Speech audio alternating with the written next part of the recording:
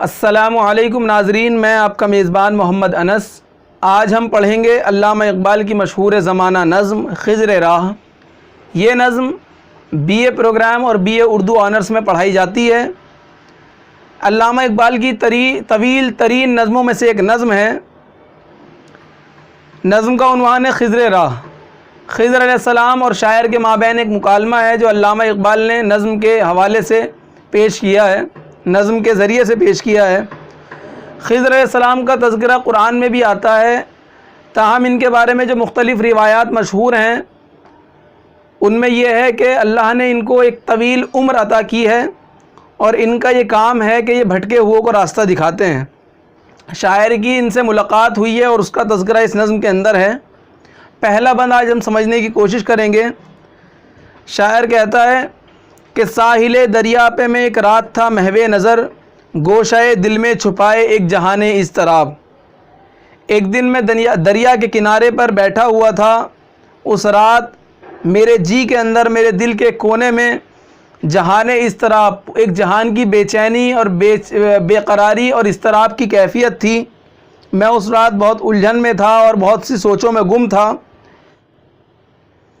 شب سکوت افزا، ہوا آسودہ، دریا نرم سیر، تھی نظر حیراں کہ یہ دریا ہے یا تصویر آب۔ جو رات تھی وہ بہت خاموشی کو بڑھانے والی تھی، ہوا بھی بہت آہستگی کے ساتھ رواں دواں تھی، دریا بہت نرم روئی کے ساتھ آہستہ سے بہہ رہا تھا، آرام سے بہہ رہا تھا۔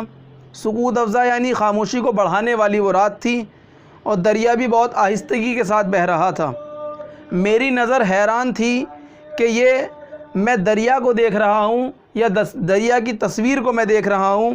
اس خوشگوار ماحول کو میری نظر حیرانی سے تک رہی تھی کہ یہ دریا ہے یا تصویر ہے دریا کی۔ علامہ اقبال کی شاعری کی خصوصیت میں ایک یہ بھی خصوصیت ہے کہ وہ جو منظر کشی پیش کرتے ہیں اس میں پڑھنے والے کی تخیلاتی اعمال اس طرح ہوتے ہیں، وہ اس طرح ان کی تخیل پرواز کرتی ہے کہ ایسا لگتا ہے کہ وہ وہاں موجود ہے اور پورا اسکیچ، پورا نظارہ سامنے موجود ہو جاتا ہے۔ آگے فرماتے ہیں کہ جیسے گہوارے میں سو جاتا ہے طفل شیر خوار، موج مستر تھیں کہیں گہرائیوں میں مست خواب۔ ایک جو بچہ ہوتا ہے گھر میں، چھوٹا بچہ، وہ شرارت کے ذریعے اپنے آس پاس کے لوگوں کا ذہن اپنی طرف متوجہ کر لیتا ہے، لیکن جب وہی بچہ اپنے گہوارے میں، اپنے جھولے میں، اپنے پالنے میں جا کر سو جاتا ہے تو اس گھر کے اندر ایک سکون سا آ جاتا ہے اور خاموشی سی چھا جاتی ہے۔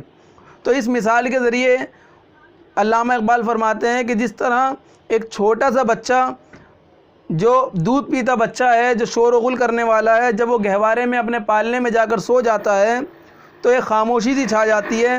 اس طرح موج مستر تھی کہیں گہرائیوں میں مست خواب، اس طرح وہ شور کرنے والی موجیں بھی کسی گہرائیوں کے اندر مست خواب ہو گئی تھی اور جا کر سو گئی تھی۔ رات کے افسوں سے طائر آشیانوں میں اسیر، انجم کمزو گرفتار طلسم ماہتاب۔ یعنی رات کا یہ جو جادو تھا، رات کی جو یہ خاموشی تھی، یہ اتنی جادو کرنے والی تھی کہ گہرائی جو طائر پرندے تھے وہ اپنے آشیانوں کے اندر قید ہو رہے تھے اور سو رہے تھے، اپنے آشیانوں کے اندر اپنا بسر کر رہے تھے اور خواب کی نیند لے رہے تھے۔ انجم کمزو، انجم کہتے ہیں ستارے کو، کمزو کم روشنی والے، انجم کمزو کم روشنی والے ستارے، گرفتار طلسم ماہتاب، طلسم بھی کہتے ہیں جادو کو، افسوں بھی جادو کو کہتے ہیں اور طلسم بھی جادو کو کہتے ہیں۔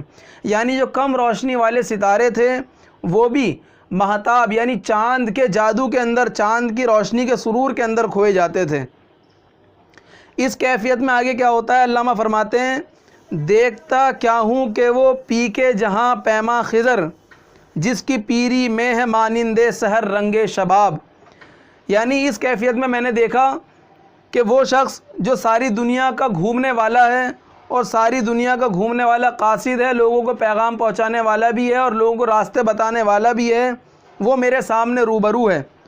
اور جس کی پیری کہتے ہیں بڑھاپے کو، یعنی جس کی بڑھاپے کے اندر بھی صبح کے سحر کی طرح جوانی اور شباب کا رنگ موجود ہے۔ یعنی بڑھاپے کی کمزوری کی کیفیت نہیں ہے، بلکہ جوانی کے سے شباب کی کیفیت ان میں موجود ہے۔ کچھ دیر وہ خاموش کھڑے رہے۔ خضر علیہ السلام آگے علامہ فرماتے ہیں، کہہ رہا ہے مجھ سے، اے جو یائے اسرار ازل، چشم دل وہاں ہو تو ہے تقدیر عالم بے حجاب۔ کچھ دیر خاموشی کے بعد خضر علیہ السلام نے مجھ سے یوں کہا، یوں گویا ہوا، یوں مجھ سے کہنے لگا کہ اے جو یائے اسرار ازل، اے شروع سے ہی رازوں کو تلاش کرنے والے، رازوں کو کھوجنے والے، بھیدوں کو ٹٹولنے والے، چشم دل وہاں ہو تو ہے تقدیر عالم بے حجاب۔ اگر دل کی آنکھ کھل جائے تو یہ تقدیر عالم ہے، عالم کی جو تقدیر ہے وہ بے حجاب ہو کر آپ کے سامنے آ جائے گی۔ اگر دل کی آنکھ کھلی ہوئی ہے تو اس کائنات کی، اس تقدیر کی، اس دنیا کی، اس تمام جگہوں کی جو تقدیر ہے، جو ہونے والا ہے، وہ تمہارے سامنے آ جائے گا بے حجاب ہو کر، اور تم اس کو سمجھ سکو گے۔ دل میں یہ سن کر بپا ہنگامہ محشر ہوا، میں شہید جستجو تھا یوں سخن گستر ہوا۔ جب یہ بات میرے کانوں نے سنی اور میرے کانوں سے یہ بات ٹکرائی تو میرے دل میں ایک ہنگامہ سا برپا ہو گیا، ایک محشر سا برپا ہو گیا کہ میں تو خود شروع سے ہی جستجو میں تھا کہ میرے من میں جو سوالات ہیں، میرے من میں جو باتیں ہیں، جو میں جاننے کی جستجو ہے، جو چیزیں میں جاننا چاہتا ہوں وہ کس سے پوچھوں، وہ جب ان کا خود یہ کہنا ہوا کہ بھائی چشم دل وہاں ہو تو تقدیر عالم بے حجاب، کہ اگر تمہاری دل کی آنکھ کھل جائے تو جو تم سوالات تلاش کر رہے ہو ان کے جواب اپنے آپ ملنے لگیں گے۔ تو یہ جب چیز انہوں نے سنی تو ان کے دل میں، علامہ کے دل میں، یا شاعر کے دل میں ایک ہنگامہ برپا ہوا، اور وہ کہتے ہیں کہ میں شہید جستجو تھا، میں تو جستجو میں تھا کہ میرے من میں جو سوالات ہیں، کائنات کیا ہے، کیا کیا چیزیں مجھے پوچھنی تھیں، وہ میرے ذہن میں فوراً آئیں اور میں ان سے یوں سخن گستر ہوا، یوں میں نے ان سے کہا۔ یہ پہلا بند تھا جس میں شاعر کی صرف ابھی انٹروڈکشن یا تمہیدی گفتگو انہوں نے بتائی کہ میرے ساتھ کیا معاملہ پیش آیا۔ امید ہے آپ کو ویڈیو پسند آئی ہوگی۔ یہ ایک صرف حاصل مطالعہ ہے جو میں نے آپ کے سامنے پیش کیا، میں کوئی آپ کو پڑھا بھی نہیں رہا ہوں، بس ایک مطالعہ جو میں کرتا ہوں وہ آپ کے سامنے پیش کیا ہے۔ ہو سکتا ہے بہت ساری غلطیاں رہی ہوں، تو آپ مجھے میری رہنمائی آپ بھی کریں اور کمنٹ سیکشن میں مجھے بتائیں کہ آپ کو ویڈیو کیسی لگی، اگر کہیں کمی رہ گئی تھی تو اس کو کس طرح اچھا کیا جا سکتا ہے۔ اس سے اگلے بند کو ہم اگلی ویڈیو میں سمجھنے کی کوشش کریں گے۔ تب تک کے لیے اپنا خیال رکھیے۔